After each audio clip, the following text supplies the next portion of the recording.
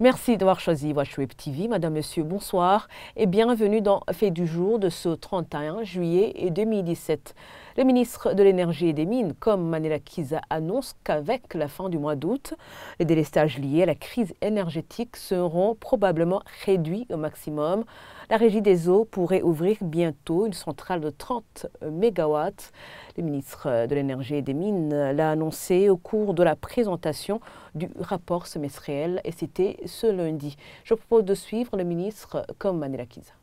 Nous pouvons citer la signature d'un contrat d'achat d'électricité entre la Régie des eaux et la société Interpétrole pour l'alimentation à la Régie des eaux de l'énergie 30 MW à base d'une centrale thermique à gazoil et laquelle centrale est prévue d'être opérationnelle au cours du mois d'août.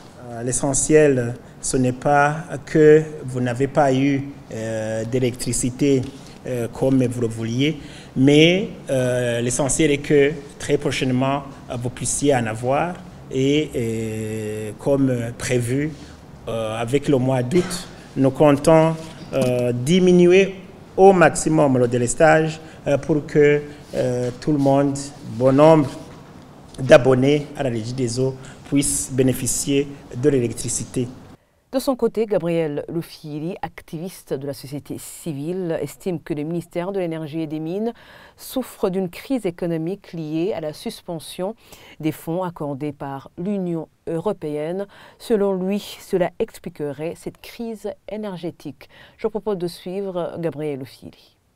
L'autorité nous disait que des questions de délestage allaient être oubliées au Burundi. Donc l'Union européenne qui subventionnait à la hauteur de 25% de l'électricité consommée ici dans notre pays, ce n'est pas aujourd'hui qu'on peut dire que sans cet appui de l'Union européenne, c'est là où on va avoir donc de l'électricité en abondance, mais aussi les groupes qui étaient utilisés pour alimenter la capitale et d'autres coins du pays.